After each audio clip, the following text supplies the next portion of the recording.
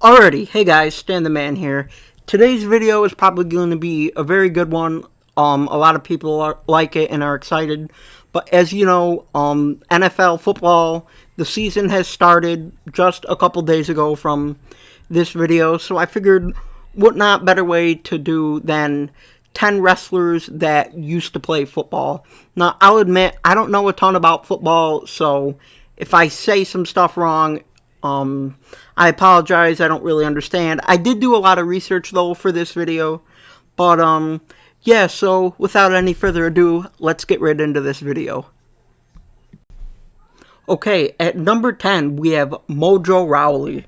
Now I know he hasn't been in WWE for quite a few years, but most of these guys aren't even with the company anymore. So he was a nose tackle out of the University of Maryland, and he eventually got his chance at the NFL in 2009 with the Green Bay Packers. He was cut like a week or two after in training camp, and that was it for that. Then he ended up becoming an analyst for the Arizona Cardinals, which they ended up giving him a tryout for the team too, which he also was unfortunately cut from. Up next, we have the big man Vader. Now, he did all sorts of stuff at football. He was invited to 3 All-Star games after his senior year campaign. He went to the Japan Bowl, Shrine Game, and the Hula Bowl. And ultimately, he was a third-round pick by the Rams in 1978 and 80th draft pick overall, which was pretty crazy. But his injuries ended up catching up to him on the Rams, and it ended up working out for him well because he became a very memorable, talked about WWE wrestler. Up next, we have Ron Simmons, who was probably one of the most successful players out of here. He was in the NFL, Canadian Football League, the USFL, played for Florida State University, played for the Cleveland Browns, the CFL's Ottawa Rough Riders, and the USFL's Tampa Bay. Pretty incredible, really, when you think about it. He was always in good shape, always did everything good, and even look at here, I believe he became the first black AWA champion, NWA, maybe even WCW, some promotion. So, you know, it all ended up working out for him, really, in the end. It's pretty crazy that he was very successful in both different sports. Up next, we have JBL, who also did quite a bit as well.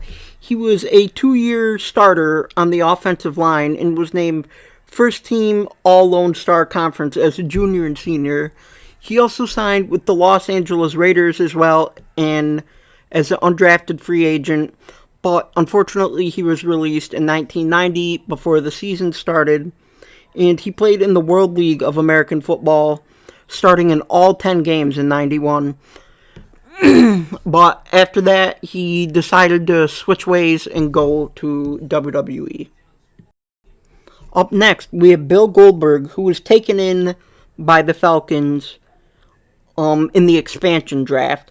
They were hoping that he could make an impact, but unfortunately, Goldberg had ripped his abdomen off his pelvis and had to get it reattached. And they ended up just putting him on a supplemental list for the Falcons, and ultimately just ended up letting him go afterwards.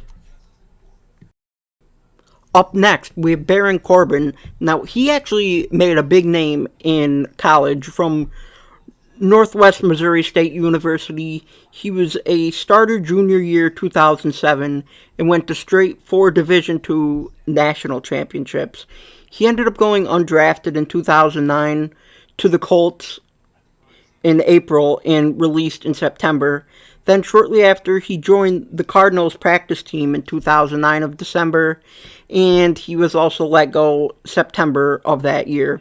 And then finally, he signed a future contract with the Cardinals January 11th, and he was ultimately let go on September. So unfortunately, he had multiple tries, but he just couldn't get it.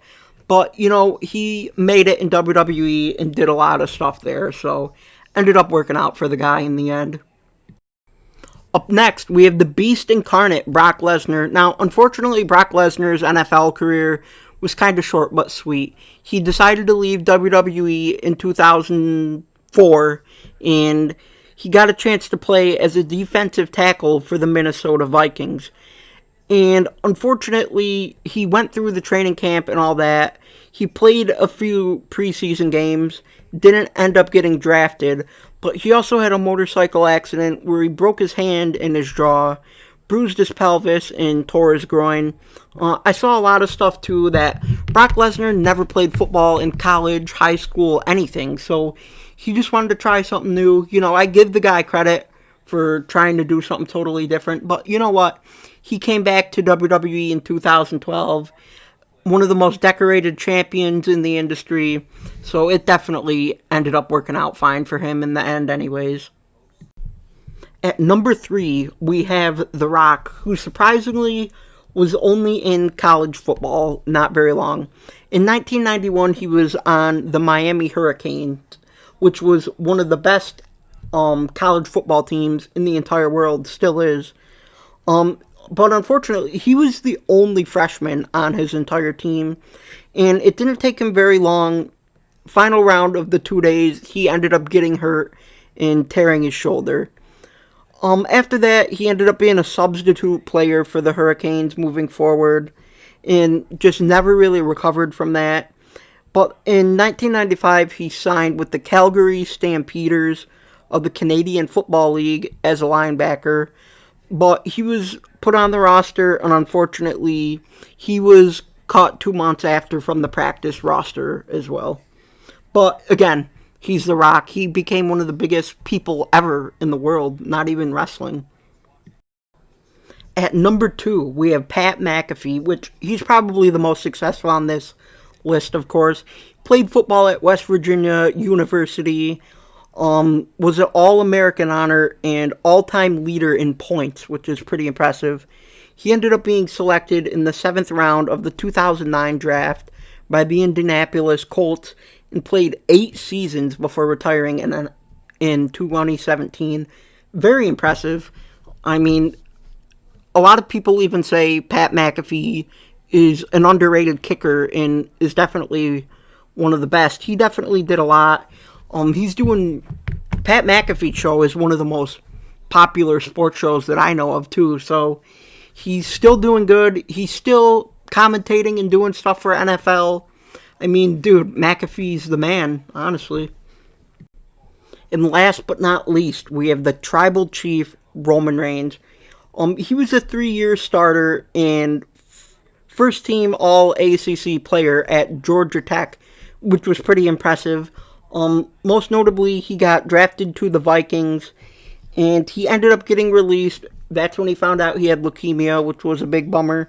But after that, he did end up signing with the Jacksonville Jaguars, but within a couple weeks, he left the camp in 2007. And after being caught on the final day of camp with Jacksonville, he signed with the Hamilton Tiger Cats of the Canadian Football League in 2008, where he was also ultimately released from there.